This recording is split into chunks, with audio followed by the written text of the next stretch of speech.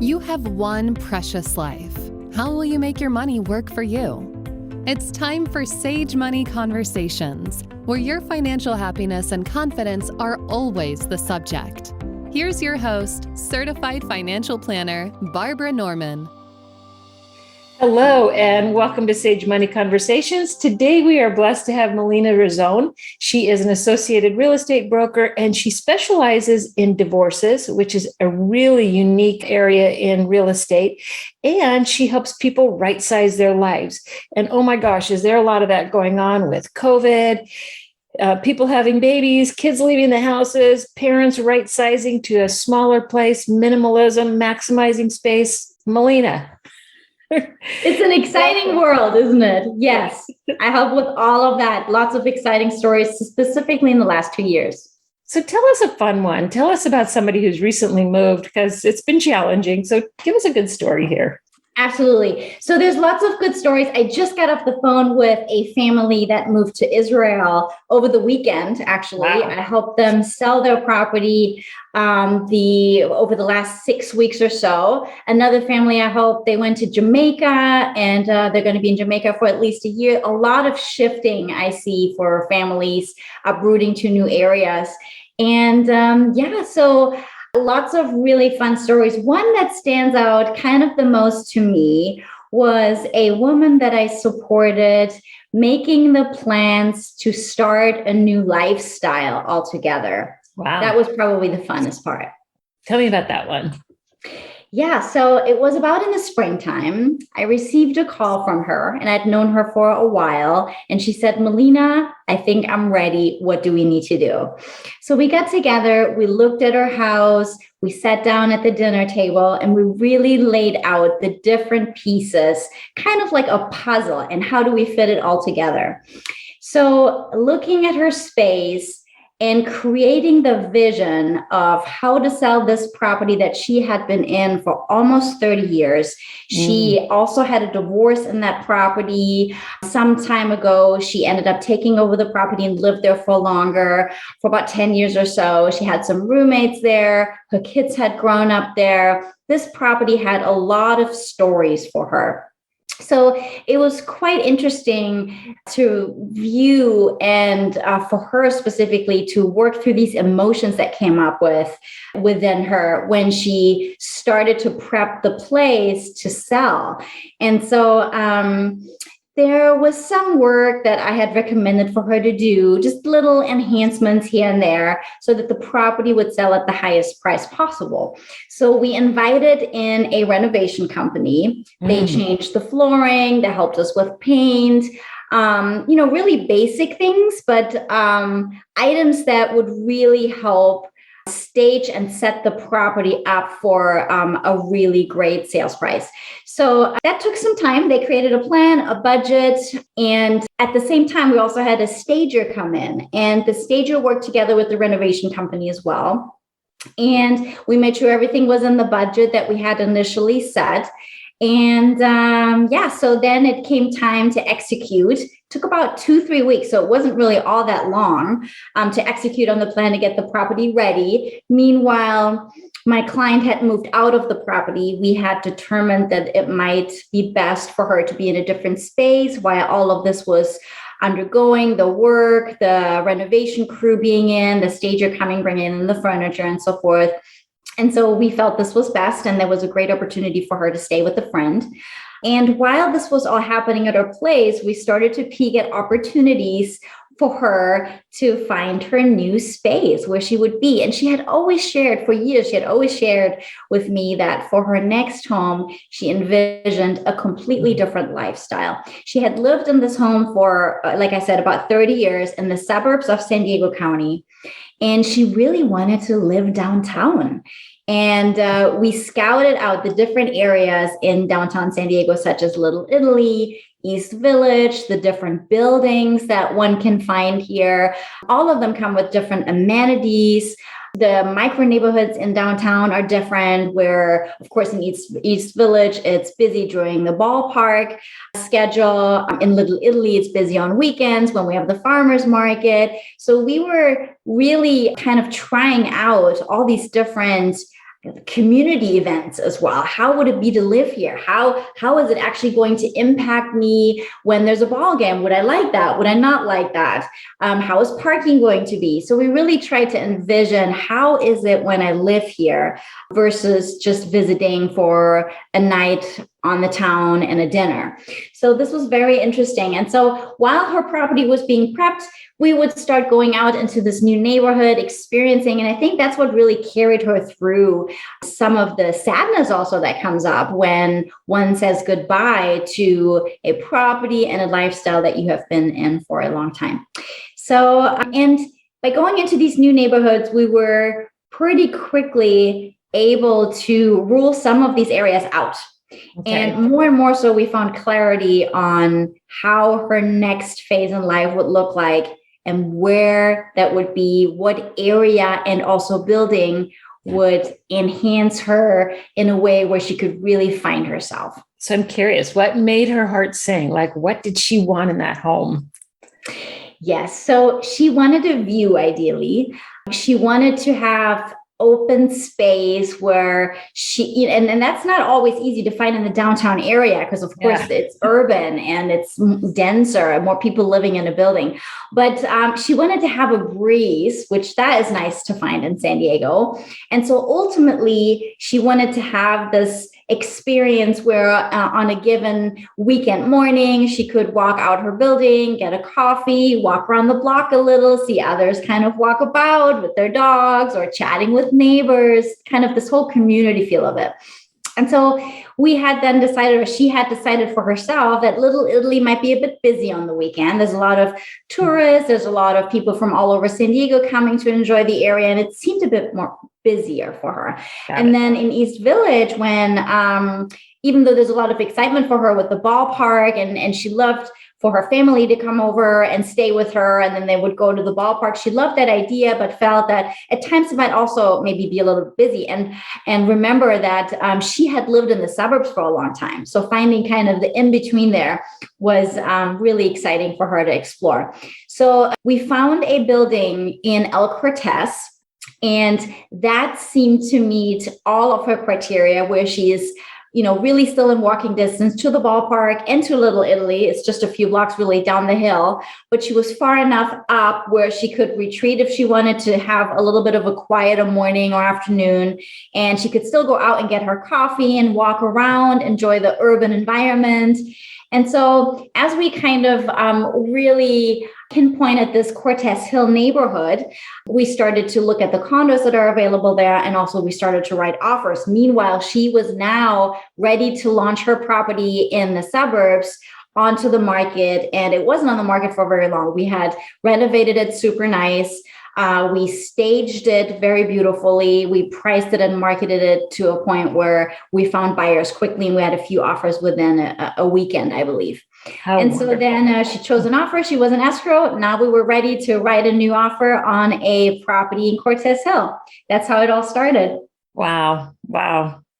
So she's got this beautiful life. And I think you said that building she bought, didn't it have a memorable event in it? It had a very memorable event in it. It was kind of coming home for her a little bit. She had her prom night so many years ago in this building. This building used to be a hotel. It was later then converted into condominiums. And just walking into the lobby, she immediately connected with this building. And it was definitely special. And she's in the process of moving now. I'm very curious to hear how this all will play out for her. And if she's, as a matter of fact, really finding here what she was looking for, which I believe she will, because we planned it out very carefully. And we really dug so deep into what was important to her in her new lifestyle, coming out of the suburbs and getting into this urban area of San Diego Metro and San Diego downtown. And I do believe that she will be very, very happy here. The property has a view for her, and the community is wonderful. Everything I've heard so far of the building, and also the encounters she had so far with her neighbors there, seem to just be a perfect match. I love this. So it really was a very mindful transition, the whole thing. So if you had to give 3 steps for buying a house. And I love this because it's not like, yeah, just 3-bedroom, 2-bath, we're done. Find it, good school district. Yeah. It's really, so if you had to give 3 steps for how do we create this new life, this new vision, like how do you start crafting? What are the steps here?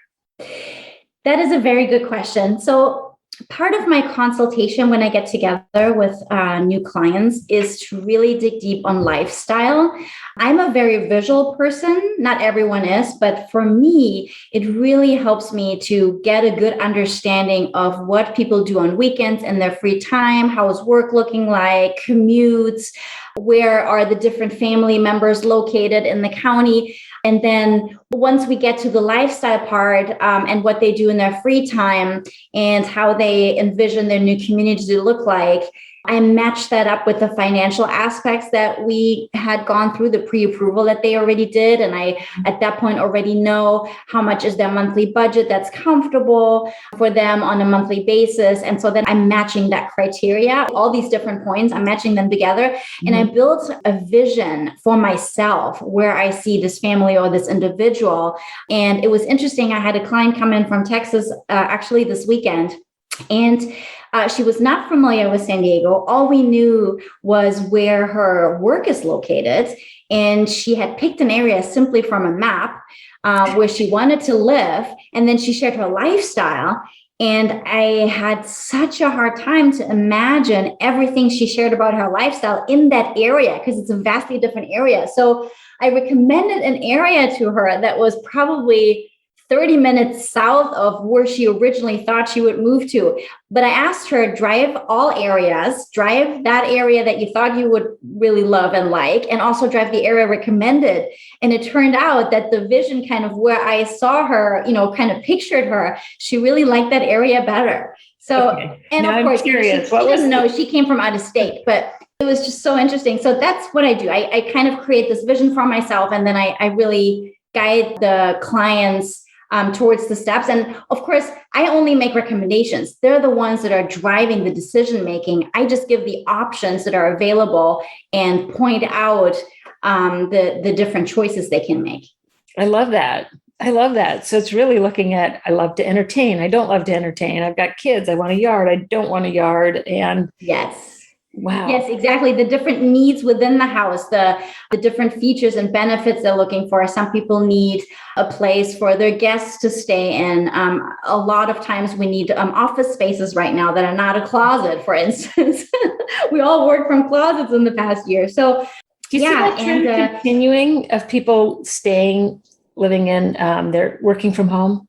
So part of the pressure that we see in the San Diego housing market and the shortage that we're experiencing is from people that are coming from different parts of our state or also from out of state. San Diego is still very affordable, comparably speaking, and specifically compared to San Francisco, for instance. And we see a lot of people from the Bay Area come to San Diego because they can now work remotely. And if they want to keep the Southern California or the California lifestyle, it's so much cheaper for them to live in San Diego. So we do see a lot of people transfer to San Diego right now.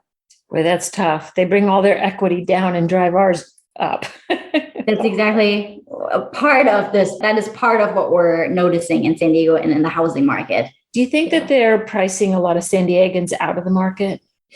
We do see some of that. Yes. I mean, there's certainly a lot of pressure on Southern California real estate prices, and there's different variables as to why that is, but certainly demand is extremely strong. And so when we have cash buyers or buyers that are used to different home prices come to San Diego and bid properties up, and it's still so much cheaper for them than if they would have stayed where they were in San Francisco, to give an example.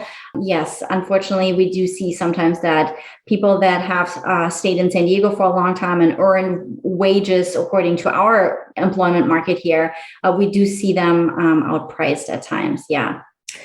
Boy, I think right now, difficult as it is, just hearing you talking about that influx, I don't think that's going to slow down. And so interest rates, what they are, boy, I'd have to think that right now, even if you think you can't afford it, probably try. In fact, we had an experience with a couple together, and they didn't think they could buy a house. And yet when they sat down and put the numbers together and put the vision together, God, lo and behold, now they're in a house. And so I would say probably that next step would be persistent for people.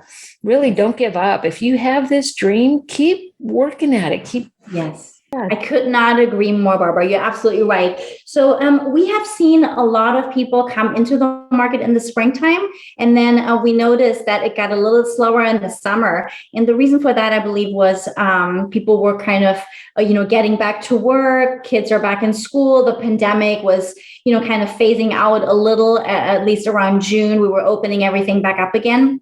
So people started to get really busy.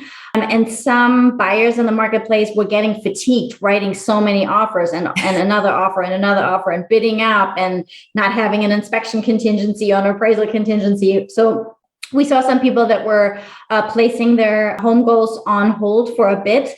We do see those returning. The intensity of the market is here to stay, as far as I hear, for another 12 months or so. That is the forecast that we hear from the National Association of Realtors and also the California Association of Realtors economists.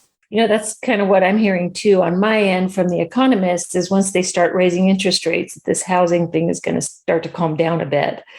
That is a high possibility. Yes, I do believe so. However, interest rates, I do not believe they're forecasted to go much higher up until the end of the year, maybe, or in the first quarter of next year. So I believe that the current market scenario, at least that's what the forecast is, I believe the current market scenario will stay for a bit. Good to know. Yeah. Wow. Okay. So get your vision, right? Yes, definitely have a vision. Always. Visit the neighborhoods. Don't just buy, and then be persistent. I love this. Yes. And always the vision, hold up the vision, and the vision will come true. So, Melina, you are always so positive, so wonderful.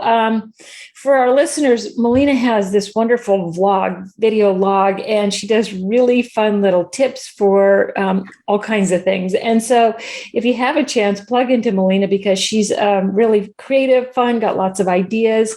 And oh my gosh, you're so beautiful, so strong, so smart. Melina, what makes you happy? What just gives you so much joy? Thank you so much, Barbara. How sweet of you to say. I very much appreciate it. And thank you so much for the opportunity to be with you this morning. You're welcome. So what makes you happy? What makes me happy? Well, I am taking a lot of energy out of nature. I really love being outdoors. I love camping. I love hiking. I like to be still in nature. And I love doing that with my family and my dog. Definitely camping, being with family and friends gives me a lot of energy. And and other than that, I'm just grateful for everything that we have in this beautiful country, this beautiful sun that shines on us every day and gives us more energy. It's the simple things, really. That's the short answer. It is the simple things, but really living life with joy. Exactly. And health. And health. It does. It takes a conscientious effort. And here you are doing it in homes and in nature and for your life and your family. And wow, Melina, I can't thank you enough for this time. It's been really fun. It's been informative, great stories. Thank you so much. Thank you, Barbara. See you soon. See you soon.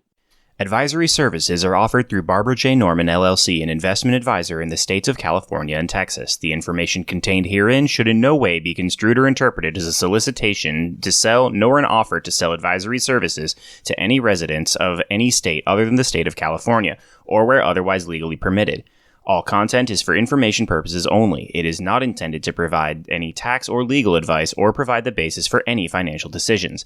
The information contained in this material has been derived from sources believed to be reliable, but is not guaranteed as to accuracy and completeness and does not purport to be complete analysis of the materials discussed. The opinions expressed do not necessarily reflect those of SagePath Solutions and are subject to change without notice.